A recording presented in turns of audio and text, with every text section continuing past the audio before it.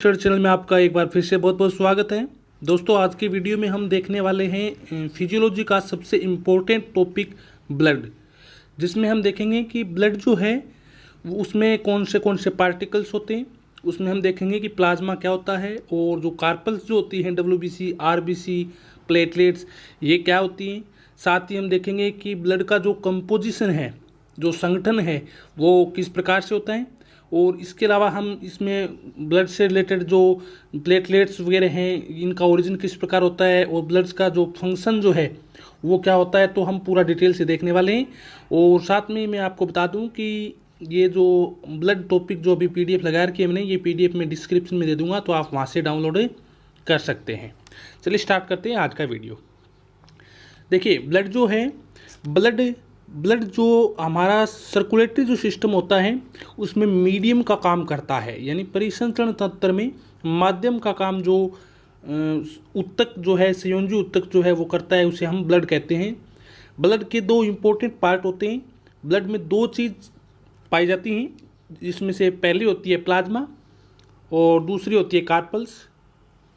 Plasma जो होती है वो 55% भाग होती है ब्लड का, जबकि कार्पल्स जो है वो 45% भाग जो है वो बनाती हैं।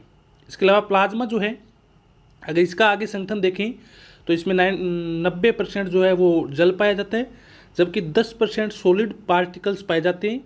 और 10% सॉलिड पार्टिकल्स में से उसमें प्रोटीन्स हो सकते हैं, या उसमें इनऑर्गेनिक साल्ट हो सकता है, या इसके अलावा उसमें अदर सब्सटेंस हो सकते हैं। प्रोटीन्स की अगर बात करें तो प्रोटीन जैसे सीरम एल्ब्यूमिन है, सीरम ग्लोबुलिन है, प्रोथ्रोम्बिन है, फाइब्रिनोजन है, तो ये सभी प्लाज्मा प्रोटीन होती हैं, जो कि 7% भाग बनाती हैं प्लाज्मा का। और 10% में से 1% जो भाग है इनऑर्गेनिक साल्ट बनाते हैं, जैसे सोडियम, कैल्शियम है, पोटेशियम है, और मैग्नीशियम है, आयरन है, ठीक है, और सल्फेट है, फॉस्फेट है, ये सारे आयन पाए जाते हैं, जो कि सॉलिड पार्टिकल्स जो होता है प्लाज्मा का 10%, उसका 1% भाग होता है। इसके अलावा अगर हम अदर सब्सटेंस की बात करें तो उसमें जैसे ग्लूकोज हो सकता है, एंटीजन हो सकता है, एंटीबॉडी, इसके अलावा ब्लड जो पिगमेंट जो होते हैं जिसके कारण ब्लड का जो कलर डिसाइड होता है, इसके अलावा हार्मोन्स हो सकते हैं, इसके अलावा एंजाइम्स, विटामिन्स, और इसके अलावा बहुत सारे गैसेज हो सकती हैं, कुछ नॉन प्रोटीन पदार्थ और भी हो सकते हैं। तो मेरा कहने का मतलब है कि प्रोटीन्स और इनऑर्गेनिक साल्ट और ये एंटीजन, एंटीबॉडी, एंजाइम्स, विटामिन सब मिलके 10% सॉलिड जो पार्टिकल्स हैं वो होते हैं, सब मिलके सॉलिड पार्ट बनाते हैं प्लाज्मा का, जो कि 10% होता है। और उसमें इन सब प्रोटीन्स और इनऑर्गेनिक साल्ट में जब जल मिल जाए 90%, तब किसका निर्माण होता है? प्लाज्मा का निर्माण होता है। इसके अलावा दूसरा इंपॉर्टेंट पार्ट जो होता है वो होता है कार्पल्स ब्लड में। कार्पल्स जो होती हैं, जिसे हम हिंदी में कणिकाएं कह सकते हैं, ये 3 टाइप की होती हैं, WBC, RBC और प्लेटलेट्स। हालांकि हम इनका अच्छे से डिटेल से भी देखने वाले हैं, इनका निर्माण जो है वो किस प्रकार होता है और ये कैसे कार्य करती हैं। तो चलिए सबसे पहले हम बात कर लेते हैं प्लाज्मा की डिटेल से, कि प्लाज्मा जो है वो क्या चीज़ है। तो यह है एक येलो कलर का जो है वो फ्लूइड होता है, लिक्विड कलर का लिक्विड होता है येलो कलर का। इसके अलावा ये 55% भाग बनाता है, जिसमें 90% जो है वो जल होता है, 7% प्रोटीन होती है, इसके अलावा 1% इनऑर्गेनिक साल्ट होता है, 2% अदर सब्सटेंस होते हैं जैसे एंजाइम्स है, विटामिन है। तो देखिए, जो सबसे पहले हम बात करें कि इन ऑर्गेनिक जो हैं वो मटेरियल जो हैं वो कौन से होते हैं। 4 टाइप की प्रोटीन्स होती हैं, मैंने पहले ही बता दिया, जिसमें सबसे पहले आती है वो है सीरम एल्ब्यूमिन, इसके अलावा दूसरी जो है वो है सीरम ग्लोबुलिन, इसके अलावा प्रोथ्रोम्बिन और फाइब्रिनोजन। तो ये 4 प्रोटीन हैं, जिसमें हम शॉर्टकट में देख सकते हैं कि ये करती क्या है। तो देखिए, प्लाज्मा की जो सबसे पहले वाली प्रोटीन है सीरम एल्ब्यूमिन, ये ऑस्मोटिक प्रेशर जो है, जो दबाव जो होता है, प्रासरण दाब, उसको क्या करती है? रेगुलेट करती है, ब्लड के अंदर प्रासरण दाब को बनाए रखती है। इसके अलावा सीरम ग्लोबुलिन जो है वो हार्मोन्स के और एंटीबॉडी के रूप में काम करती है, और हार्मोन्स के ट्रांसपोर्ट में क्या होती है? हेल्पफुल होती है। इसके अलावा प्रोथ्रोम्बिन ब्लड क्लोटिंग में काम आती है, और फाइब्रिनोजन ब्लड क्लोटिंग में काम आती है। जब हम ब्लड क्लोटिंग वाला टॉपिक पढ़ते हैं तब उसमें देखते हैं कि प्रोथ्रोम्बिन, फाइब्रिनोजन ये किस प्रकार चेंज होते हैं और लास्ट में क्लोट का निर्माण होता है। तो ये ब्लड प्लाज्मा का ऑर्गेनिक पार्ट था। इसके अलावा इनऑर्गेनिक में ये इनऑर्गेनिक पार्ट जो है जिसमें calcium, potassium, sodium, magnesium, chloride, phosphate, sulphate इत्यादि जो आयन आते हैं, मैंने अभी बताया ये 1% पार्ट होता है प्लाज्मा का। तो ये क्या करते हैं, ये ब्लड की पीएच को डिसाइड करते हैं। इसके कारण ये सभी क्या होते हैं, कुछ क्षारीय प्रकृति के ज़्यादा ही होती हैं, इसलिए पीएच जो है ना वो हल्की क्षारीय होती है। किसके वजह से, इन्हीं जो इनऑर्गेनिक साल्ट की वजह से क्या होती है, ब्लड की पीएच जो है वो हल्की क्षारीय होती है, बेसिक होती है। कैसी होती है, बेसिक। ठीक है, चलिए आगे देखते हैं हम। ओदर में हमने बताया कि ग्लूकोज है, एंटीजन है, antibody, pigment, hormones, enzymes, vitamin ये सारे आते हैं। तो ये सभी क्या हैं, ये प्लाज्मा जो है ना, यानी ब्लड का 55% भाग है, ये सारे उनके पार्ट हैं। ठीक है, इसमें आपको याद रखना है कि प्लाज्मा में प्रोटीन्स होती हैं, इसके अलावा प्लाज्मा में इनऑर्गेनिक और अदर सब्सटेंस आते हैं। इनऑर्गेनिक सब्सटेंस में कैल्शियम, पोटेशियम वगैरह आते हैं, और जो ऑर्गेनिक्स हैं, जो प्रोटीन्स जो हैं वो 4 प्रोटीन्स होते हैं मुख्यतः, बाकी अदर सब्सटेंस जो हैं वो भी आपको याद रखने हैं। इसके अलावा ये तो हो गया ब्लड प्लाज्मा। अब ब्लड प्लाज्मा जो है वो इसका काम अगर आपको पूछे तो काम यहीं पे मैंने बता दिए। देखो इसका काम ये है, प्रोटीन्स का अलग अलग है, इसका पीएच का डिसाइड करना है, और ये अदर सब्सटेंस जो है आप जानते हैं सभी एंजाइम्स वगैरह उनका क्या क्या होता है। ठीक है ना, तो ब्लड प्लाज्मा ये काम, और ब्लड प्लाज्मा से रिलेटेड जितने भी थ्योरी है आप यहाँ से बना सकते हैं अपने नोट्स में। चलिए अभी बात करते हैं सेकंड पार्ट जो है ब्लड का इंपॉर्टेंट पार्ट, जो 45% पार्ट होता है, उसमें हम बात करते हैं कि ब्लड जो कार्पल्स जो हैं वो क्या होती हैं। ब्लड कार्पल्स जो होती हैं, कणिकाएं जो होती हैं, वो 3 टाइप की होती हैं। सबसे पहले हम बात कर लेते हैं आरबीसी की, जिसे इरिथ्रोसाइट भी कहते हैं। ये जो है ल्यूवेन होक ने 1674 के अंदर क्या की थी, इनकी खोज की थी। सबसे पहले इनको ऑब्जर्व किया था। शेप जो होती है इसकी बाइकॉन्वेक्स होती है, और बाइकॉन्वेक्स का मतलब इस प्रकार से होती है, एक प्याले जैसी या थाली के समान होती है। और इसके अलावा ये नॉन न्यूक्लिएटेड होती हैं, इसमें केंद्रक नहीं पाया जाता है, क्योंकि केंद्रक इनमें डेवलपमेंट के दौरान क्या हो जाता है, धीरे धीरे आगे जाके विलुप्त हो जाता है, हम देखेंगे। और केंद्रक नहीं पाया जाता है, इसका मतलब ये डिवीजन करके नई सेल नहीं बनाएंगे, याद रखना। डिवीजन द्वारा यानी विभाजन द्वारा इसमें क्या होगा, नई जो ब्लड सेल होंगी, नई जो आरबीसी होंगी, वो डिवीजन द्वारा नहीं होंगी। जबकि हम आगे देखेंगे कि इसमें एक विशेष प्रकार की सेल होती है, स्टेम सेल ब्लड की, और वही stem cell WBC, RBC, platelets सब का निर्माण करती है। तो यहाँ पे नॉन न्यूक्लिएटेड होती हैं और बाइकॉन्वेक्स होती हैं। और साइज जो है वो डिफरेंट ग्रुप जो होते हैं एनिमल के, उनमें डिफरेंट टाइप की होती है। जैसे ह्यूमन में अगर बात करें तो 7.5 म्यू है, फ्रॉग में 22 म्यू है, एलिफेंट में 9.4 म्यू है। ये कुछ इनकी साइज़ दी गई है, आपको नॉर्मली अगर याद रहे तो रख लेना, वरना कोई बात नहीं है। इसकी साइज़ डिफरेंट ग्रुप में डिफरेंट टाइप की होती है। नंबर भी इनके डिफरेंट होते हैं डिफरेंट ग्रुप में। जैसे ह्यूमन में आपको दिखाई दे रहा है, फ्रॉग में, एलिफेंट में अलग अलग टाइप के जो ग्रुप हैं उनमें अलग अलग टाइप की इनमें संख्या भी होती है। अगर कलर की बात करें तो इनका कलर जो है वो, अगर एक आरबीसी की बात करें तो येलो कलर होता है। याद रखने वाली बात है ये कि एक आरबीसी का कलर जो है वो येलो होता है, जबकि जो अगर ग्रुप में बात करें तो उसका कलर जो है रेड दिखाई देता है, क्योंकि हमें हीमोग्लोबिन के कारण इसमें रेड दिखाई देता है। तो ये कार्पल्स जो है आरबीसी, इसकी कुछ इम्पोर्टेंट बेसिक जानकारी होगी, शेप, साइज, नंबर, कलर्स। और अब अगर संरचना की बात करें, ये इंपॉर्टेंट है इनमें। तो संरचना में 2 चीज़ पाई जाती हैं, एक तो वाटर होता है इसमें, एक हीमोग्लोबिन होता है। वाटर को एक बार साइड में छोड़ो, इसमें देखो कि हीमोग्लोबिन जो है वो 2 चीज़ों से मिला हुआ है, हीम प्लस ग्लोबिन। यानी एक हीम प्रोटीन होती है, उसके साथ ग्लोबिन जुड़ी रहती हैं, और ये जुड़ के हीमोग्लोबिन बनाते हैं, और इसमें वाटर जब मिल जाएगा तब आरबीसी बन जाएगी। डायग्राम में आप देख सकते हैं कि पॉलीपेप्टाइड जो चेन है, अल्फा और बीटा, वो चेन मिलके क्या बना रही है, हीमोग्लोबिन बना रही है। और ये इसका फॉर्मूला है। आप थोड़ा सा इसको ध्यान में रखें, आपको थ्योरी लिखने में आसानी होगी। चलिए अभी हम देखते हैं कि ये जो आरबीसी जो है, शेप, साइज, नंबर हो गई, तो ये बनती कहाँ से, कैसे बनती है। यानी मैंने अभी बताया कि डिवीजन के द्वारा नई आरबीसी नहीं बनेंगी, वो स्टेम सेल के द्वारा बनेंगी। तो हम देखेंगे कि स्टेम सेल जो है वो कौन सी होती है आरबीसी बनाने वाली। साथ में हम आरबीसी के लाइफ साइकिल और फंक्शन की भी हम बात कर लेते हैं। तो फॉर्मेशन जो है, जो निर्माण जो है आरबीसी का, वो एडल्ट में बोन मेरो में तथा लीवर में होता है। ठीक है, देखिए ब्लड जो है वो किस प्रकार बना हुआ है कि सबसे पहले तो एक मल्टीपोटेंट स्टेम सेल होती है, मल्टीपोटेंट स्टेम सेल होती है, और इससे स्टेम सेल से क्या बनता है, प्रो इरिथ्रोब्लास्ट बनता है। इससे क्या बनता है, प्रो इरिथ्रोब्लास्ट।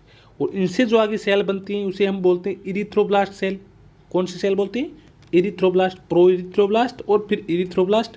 और इरिथ्रोब्लास्ट से आगे जो है वो क्या किस में, रेटिकुलोसाइट में चेंज हो जाती है। और रेटिकुलोसाइट आगे जाके न्यूक्लियस देखो धीरे धीरे क्या हो रहा है, इसमें विलुप्त हो रहा है केंद्रक, और धीरे धीरे यह जाके इरिथ्रोसाइट में कन्वर्ट हो जाती है, यानी मेच्योर हो जाती है आरबीसी के अंदर।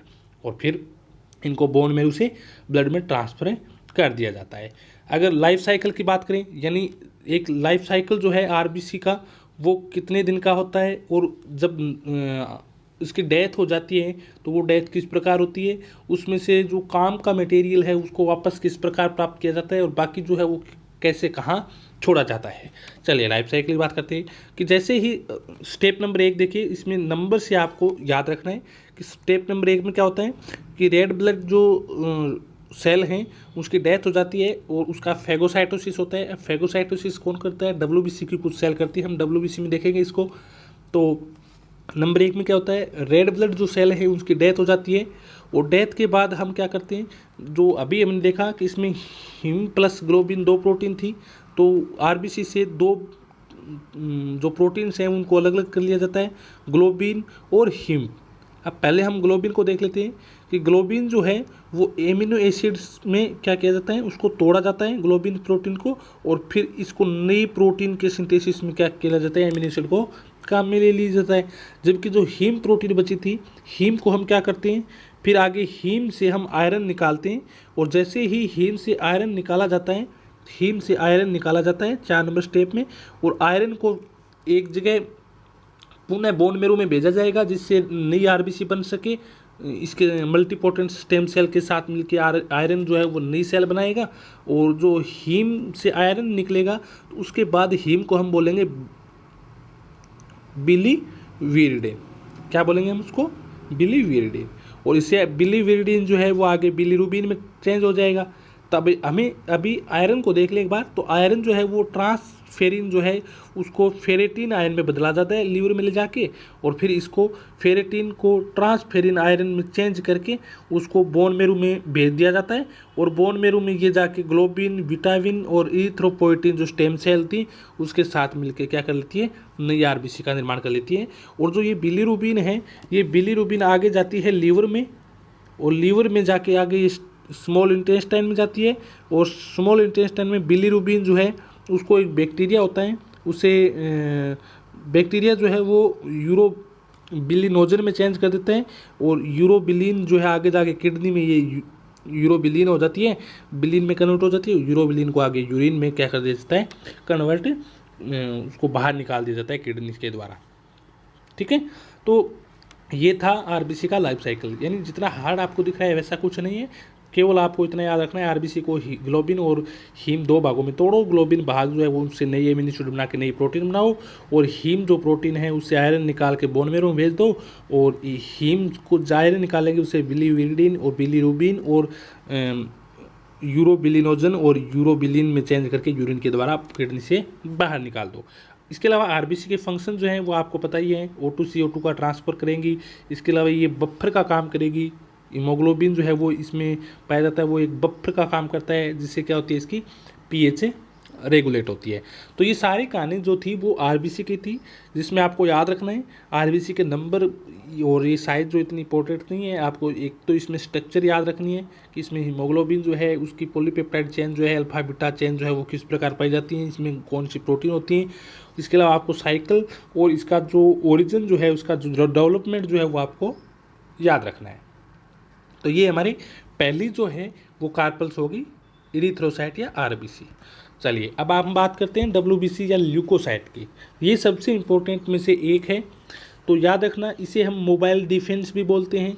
ये कुछ स्पेसिफिक सेल होती हैं, विशिष्ट सेल होती हैं जिसमें हीमोग्लोबिन नहीं पाया जाएगा, और हीमोग्लोबिन नहीं होगा इसके कारण इसका रंग जो है, जो कलर है वो रेड नहीं दिखाई देगा हमें ग्रुप में। और इसमें नंबर जो है वो 6000 से 10 पर mm³ होते हैं। ठीक है, नंबर इतने ज़्यादा इम्पोर्टेंट नहीं है। चलिए, क्लासिफिकेशन इसका सबसे ज़्यादा इंपॉर्टेंट है। इस डब्ल्यूबीसी का सबसे ज़्यादा इंपॉर्टेंट है क्लासिफिकेशन। क्लासिफिकेशन से ही हम यहीं पे इनके क्या कर लेंगे, फंक्शन जो हैं वो अलग अलग टाइप की ल्यूकोसाइट या अलग अलग टाइप की जो डब्ल्यूबीसी है उसके हम अलग अलग टाइप के फंक्शन यहीं कर लेंगे। चलिए स्टार्ट करते हैं। ल्यूकोसाइट, ल्यूकोसाइट जो है उसको हम ग्रेन्यूल्स या उसमें कणिकाएँ जो हैं या नहीं हैं, प्रेजेंट या एब्सेंट के आधार पर हम उसको दो भागों में डिवाइड कर सकते हैं, ग्रेनुलोसाइट और एग्रेनुलोसाइट। ग्रेनुलोसाइट जो होती है वो हम तीन भागों में डिवाइड कर सकते हैं, एसिडोफिल या इओसिनोफिल, बेसोफिल और न्यूट्रोफिल। और एग्रेनुलोसाइट जो है इसको मोनोसाइट और लिम्फोसाइट दो भागों में डिवाइड किया जा सकता है। ग्रेनुलोसाइट जो है उसमें जब अगर अम्लीय प्रकृति की होगी तो हम उसे बोलेंगे एसिडोफिल, जब क्षारीय प्रकृति की होगी तब हम उस सेल को क्या बोल देंगे, बेसोफिल, और कुछ उदासीन प्रकृति की होती है ग्रेनुलोसाइट जिसे हम न्यूट्रोफिल बोलते हैं। ठीक है, एक एक फंक्शन यहीं पे देख लेना है। इसका बहुत इंपॉर्टेंट फंक्शन है कि इओसिनोफिल या एसिडोफिल जो है वो क्या करती हैं, एक हिस्टामाइन, यहाँ पे हिस्टामाइन है, ठीक है, एक हिस्टामाइन जो है वो सेक्रेट करती हैं। इसके अलावा हिस्टामाइन जो है वो हमें किससे बचाता है, एलर्जी से बचाता है, यानी एक एंटी एलर्जन जो है ये है हिस्टामाइन, जो कि एसिडोफिल जो ल्यूकोसाइट जो होती हैं डब्ल्यूबीसी होती हैं उनके द्वारा सेक्रेट किया जाता है। जबकि दूसरी टाइप की ग्रेनुलोफिल जो बेसोफिल हैं वो फेगोसिटोसिस का काम करती हैं। और सबसे इम्पोर्टेंट बात है कि इसमें जो है हेपरिन नामक पदार्थ का सेक्रेशन किया जाता है जो कि एंटी क्लोटिंग फैक्टर है, जो कि क्लोट को ना हो, ब्लड का जो अपनी वेसल्स जो है उसमें क्लोटिंग ना हो, इसका काम करता है ये हेपेरिन, जो कि बेसोफिल के द्वारा। इसके अलावा न्यूट्रोफिल जो है उसका मुख्य काम होता है फेगोसिटोसिस, यानी जिस टाइप की जो भी सेल्स हैं, जो भी कार्पल्स हैं, उसका लाइफ साइकिल अगर पूरा हो गया है तो उसको अपने अंदर लेंगी और उसको विभिन्न एंजाइम्स की सहायता से उसको अपघटन किया जाएगा। और इस प्रोसेस को हम बोलते हैं फेगोसाइटोसिस, कोई चीज़ को अंदर लेना, कोई सेल्स को, और लेके उसको मारना। ठीक है, और एग्रेनुलोसाइट जो है वो दो टाइप की होती है, मोनोसाइट और लिम्फोसाइट। मोनोसाइट जो है वो फेगोसिटोसिस का काम करेंगे, लिम्फोसाइट जो है वो हम लिम्फोसाइट के आधार पर तो हम पूरी एक नई ब्रांच पढ़ते हैं जूलॉजी की जिसका नाम होता है इम्यूनोलॉजी, यानी जिसमें T lymphocyte, B lymphocyte, natural killer cell, ये सभी काउंट की जाती है। तो ये सारा जो था वो ल्यूकोसाइट जो था उसका क्लासिफिकेशन था कि इसमें basis of granulocyte, agranulocyte. Granulocyte तीन टाइप की होती है, एग्रेनुलोसाइट दो टाइप की होती है। इस प्रकार से आपको ये याद रखना है, उसके फंक्शन भी याद रखने हैं।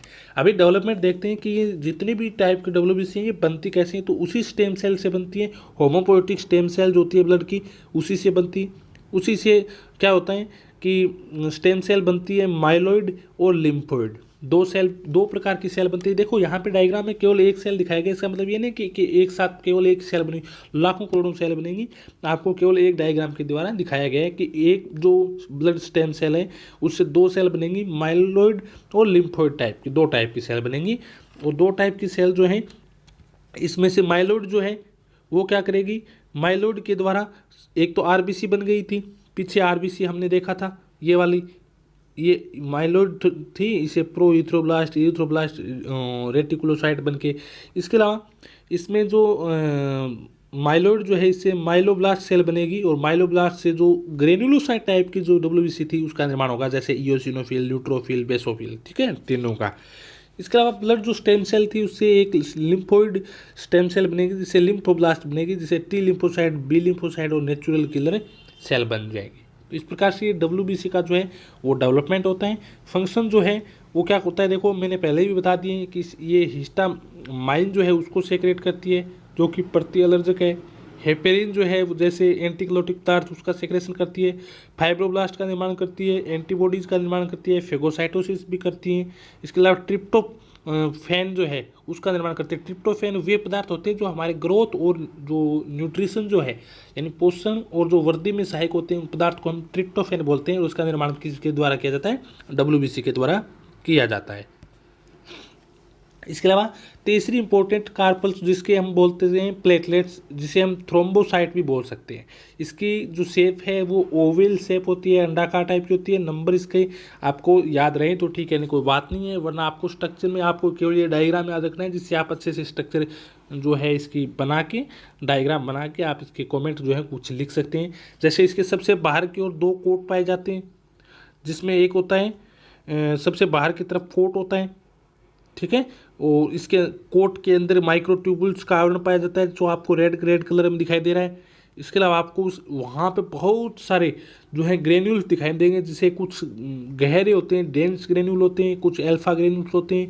इसके अलावा इसमें आपको ग्लाइकोजन के कुछ जो कण हैं वो मिल जाएंगे। इसके अलावा माइटोकॉन्ड्रिया मिल जाएंगे आपकी, और यहाँ पे कुछ ट्यूब जो है वो पाई जाती हैं जो सरफेस से कनेक्टेड रहती है।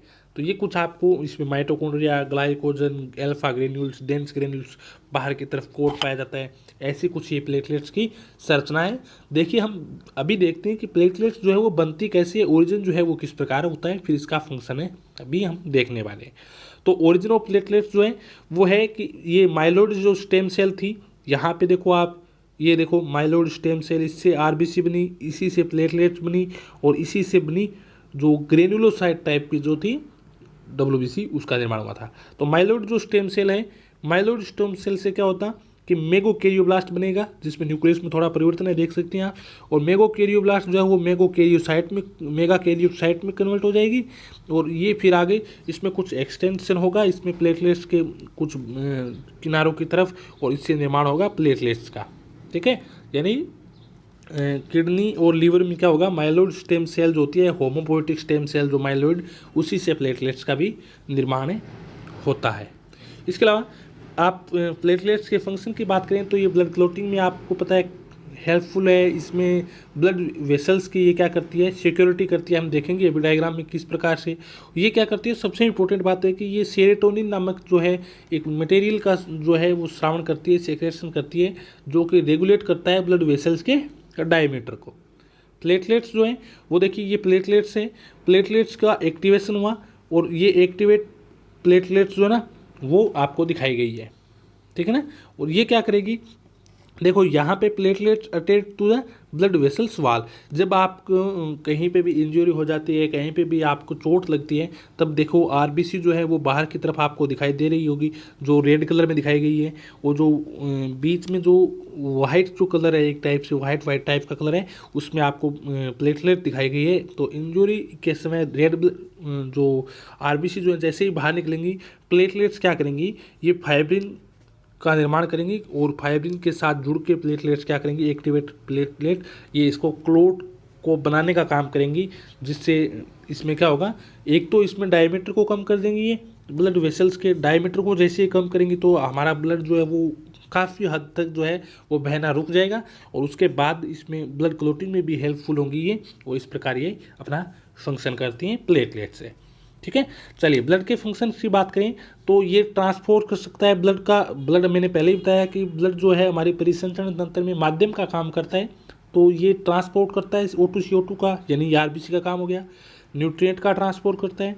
इसके अलावा ये जो कुछ उत्सर्जित जो प्रोडक्ट होते हैं उसका ट्रांसपोर्ट करता है। बॉडी के टेम्परेचर को क्या करता है, रेगुलेट करता है।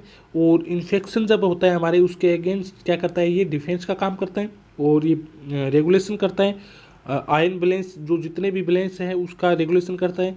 जैसे रेगुलेशन करता है पीएच का, ब्लड क्लॉटिंग में सहायक होता है। और ये सबसे इंपॉर्टेंट है, वोंड हीलिंग का काम करता है, यानी हमारे अंदर जो घाव जो है वो भरने में क्या होता है, इसका काम ही इंपॉर्टेंट रोल होता है। इसके अलावा ये आयन्स के जो है बैलेंस जो है, आयन जो है कितने आयन होने चाहिए कितने नहीं होने चाहिए उसका रेगुलेशन करता है। और इसके अलावा ये ब्लड प्रेशर का रेगुलेशन करता है। और ये इसके अलावा लिम्फ जो है, जैसे हमारे अंदर जो लिम्फ जो होते हैं उसका निर्माण जो है वो करता है। तो ये था ब्लड से रिलेटेड जितने भी इंपॉर्टेंट पॉइंट थे, जिसमें हमने कार्पल्स है, प्लाज्मा है, और कार्पल्स के कितने टाइप हो सकते हैं, क्या इनका फंक्शन होता है, किस प्रकार इसका ओरिजिन होता है, आरबीसी का क्या साइकिल है, किस प्रकार इसकी संरचना होती है, हीमोग्लोबिन के बारे में भी हमने पढ़ा। सारी कहानी जो थी वो ब्लड के बारे में थी। आपको ये जो PDF है इसकी मैं लिंक दे रहा हूँ आपको डिस्क्रिप्शन में, आप अच्छे से इसका नोट्स बनाइए। अगर आप BSc और MSc जो भी हैं, आप जिस भी यूनिवर्सिटी से आपके अगर ये टॉपिक सिलेबस में है, तो आप आई होप ये आप में बहुत ही ज़्यादा बेनिफिशियल होगा। और अपने जो जितने भी फ्रेंड्स हैं उनके साथ शेयर करना बिल्कुल भी ना भूलें। आप सभी का धन्यवाद।